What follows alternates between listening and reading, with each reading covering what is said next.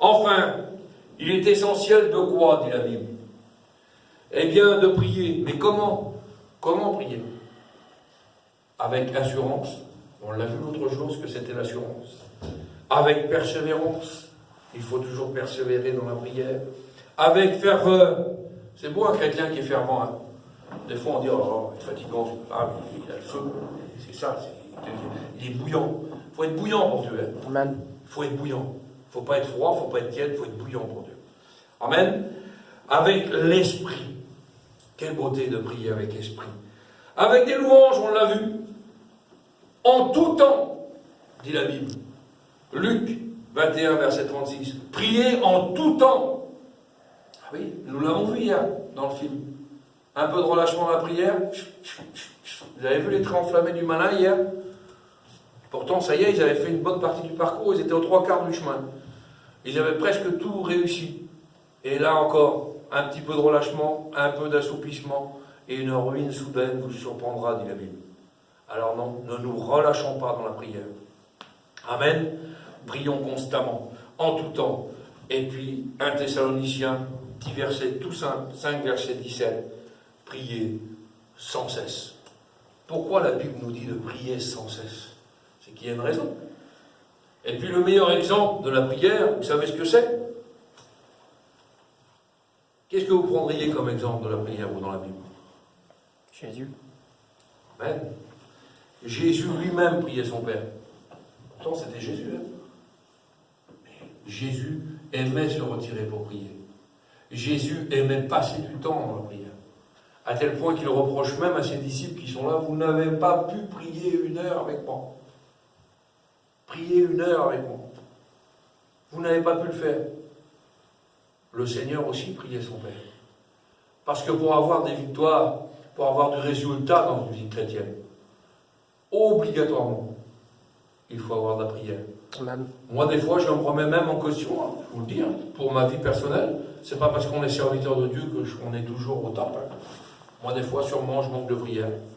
Il y a des choses qu'il va falloir que je remette en place avec mon foyer. Il y a des choses qu'il va falloir que je remette en place avec mes enfants. Vous savez, j'avais pris des résolutions, puis on avait fait un séminaire une fois dans la montagne. C'était au Puy-en-Velay. Et puis, on avait fait dans ce séminaire, on a vu des bouleversements qui s'étaient passés. Et on avait pris des positions. C'est-à-dire que chez nous, c'est un petit peu comme ça. Je ne sais pas comment ça se passe, je suis des sédentaires, mais je sais que chez nous, c'était un petit peu comme ça. Et on priait bien souvent, tous les deux, mais chacun de son côté. C'est des choses qui se font souvent. Où on priait chacun, elle avec les enfants, et puis moi tout seul, ou inversement. Hein. Et puis on avait pris une résolution qui était bonne pour ma vie. Et puis ça a apporté du fruit, ça. Et je l'ai vu, dans les moments les plus durs, je l'ai vu. C'est de prier avec elle. Que le foyer prie ensemble. Vous prenez l'habitude de prier le matin ensemble, le midi ensemble, le soir ensemble. Et croyez-moi que ça avait une grande efficacité. Déjà d'une, on priait ensemble, et pour nos enfants, c'était porteur de fruits. Parce que nos enfants voyaient les parents qui priaient ensemble. Alors on n'est pas toujours régulier dans les prières, vous avez bien compris. Mais néanmoins, si la parole de Dieu nous dit de prier sans cesse, c'est qu'il y a une raison. Et la raison, c'est qu'à l'extérieur de là, à l'extérieur de cet enclos-là, le diable rôde. On l'a vu l'autre jour, les ravages du diable. Il n'y a pas que le diable, il y a le monde et notre chair. On a 3 ennemis. Hein. Le diable, des fois, a le dos large. Mais il ne faut pas oublier qu'il va tout faire et qu'il essaiera tout pour déstabiliser un chrétien. Vous savez, quand il y a quelque chose qui vient vous contrarier dans la journée et que vous prenez 2 minutes, vous asseyez, ou vous prenez le téléphone si vous n'avez personne pour prier, et que quelqu'un vous répond au téléphone, et bien on prie ensemble, vous repartez rechargé. Moi je l'ai vu plein de fois ça. C'est comme si je vais faire le plein à une borne électrique. Vous savez, on est dans l'ère normale maintenant, on fait des bornes électriques pour les autos. Et si vous vous branchez et puis que vous faites le plein, vous repartez, vous êtes rechargé, votre accumulateur est plein, et vous êtes plein de bonnes choses. Et comme on oublie de prier, eh bien des fois, on voit qu'à la fin de la journée, il nous a manqué quelque chose. Nous avons besoin de prier. Prier dans toutes circonstances. Prier les uns pour les autres. Prier, c'est le carburant du chrétien. Amen. Alors, je n'ai pas été compliqué ce matin, vous avez bien compris que la parole du Seigneur a été très simple, parce que je fais avec ce que le Seigneur a mis sur mon cœur.